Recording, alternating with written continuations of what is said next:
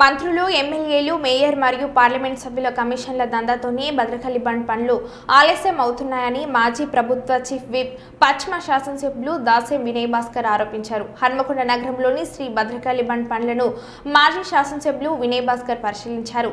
సమయం గడుస్తున్నా ఇప్పటి వరకు పనులు పూర్తి కాకపోవడం పట్ల తీవ్ర అసహనాన్ని వ్యక్తం చేశారు.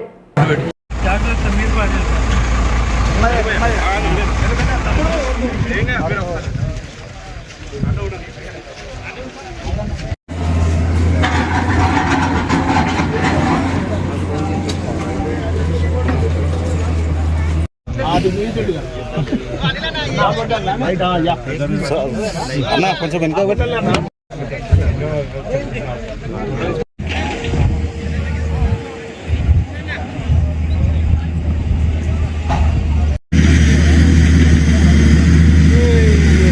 అప్పుడు పత్రికా రూపంలో ప్రజల మధ్యలో ఉండి ప్రశ్నిస్తామని కూడా ఈ సందర్భంగా తెలియజేస్తున్నాను. నేను ఈ సందర్భంగా కాంగ్రెస్ నాయకులను ప్రశ్నిస్తున్నా. నాయనా, మీరు సెంట్రల్ యూనివర్సిటీ భూములు అమ్ముకునేదానికి గంచెబౌలిలో ఉన్నటువంటి స్థలాన్ని తాకట్టు పెట్టి బ్యాంక్ రుణాల పేరిట తీసుకొని మరి ఆ జాగలు కబ్జా చేసుకుంటానికి రాత్రి పగలు లైట్లు పెట్టుకొని వేలాది పోలీసులను పెట్టుకొని ప్రహారతోని వందలాది జేసీబీలు పెట్టి వేలాది ట్రాక్టర్లు పెట్టి వేల కొద్ది కార్మికులను దింపి మరి అక్కడ పని చేయించిండ్రే ఆ జాగలు అమ్ముకుందామని. మరి ఈరోజు ఎంతో చారిత్రాత్మకమైనటువంటి ఈ చెరువును మరి ట్రాక్టర్లు ఎందుకు పెట్టలేదు, జేసీబీలు ఎందుకు పెట్టలేదు, మరి ఐబీకు కూడా కోఆర్డినేషన్ ఏం పోయింది? ఇది కార్పొరేషన్ కింద ఉన్నటువంటి చెరువు కార్పొరేషన్ అధికారులు ఎటుపోయినరు, మేయర్ ఎటుపోయినరు? కావాలని ఈ అవినీతి భాగోతం బయటపడక ముందే, వర్షాలు వచ్చే ముందు, వర్షాలు రాగానే బిల్లులు చేసి కాంట్రాక్ట్లకు ఇద్దామని.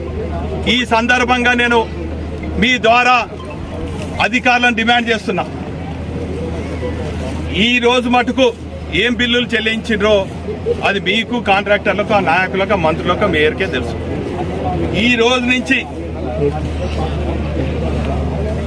బిల్లులు కాంట్రాక్టర్లకు చెల్లించిన ఏ మాత్రం అవినీతి ఐబీలో కానీ, కూడాలో కానీ, కార్పొరేషన్లో కానీ జరిగినా ప్రజల పక్షాన ఐబీ కార్యాలయాన్ని ముట్టడిస్తాం, కూడా కార్యాలయాన్ని ముట్టడిస్తాం, అధికారులను నిలదీస్తాం, ప్రజాప్రతినిధులను నిలదీస్తాం, ఎమ్మెల్యేలు, మినిస్టర్లను, ఎంపీలను, మేయర్లను నిలదీస్తాం, కార్పొరేషన్ కూడా ముట్టడిస్తామని కూడా సందర్భంగా తెలియజేస్తున్నాం. కాబట్టి ఇప్పటికైనా మీ అవినీతి భాగానికి పులి స్టాప్ పెట్టి పనులు పూర్తి చేసి మరి నగర ప్రజల శ్రేయస్సును దృష్టి పెట్టుకొని త్వరగా పనులు చేయాలని కూడా సందర్భంగా తెలియజేస్తున్నాం. నిన్న మొన్న పాపం బుందల పడి ఒక బాబు చనిపోయిండు. దానికి నైతిక బాధ్యత కార్పొరేషన్, స్థానిక నాయకులు వహించాలి. ఆ కుటుంబానికి మరి నష్టపరిహారం చెల్లించాలని కూడా ఈ సందర్భంగా మేము డిమాండ్ చేస్తున్నాం. ఏదేమైనప్పటికీ కూడా మీరు చేసే అభివృద్ధి పనులు వెనుక ఎంత అవినీతి ఉన్నదో ఒకటి విప్పి మరి ఖచ్చితంగా ప్రజల ముందు నిలబెడతామన్నటువంటి విషయాన్ని కూడా ఈ సందర్భంగా తెలియజేసుకుంటూ మరి ఈ కార్యక్రమానికి ప్రజలకు వాస్తవాలు తెలియజేసేదానికి సహకరించినటువంటి మా ఎలక్ట్రానిక్ ప్రింట్ మీడియా మిత్రులందరికీ కూడా పేరు పేరున కృతజ్ఞతలు, ధన్యవాదాలు.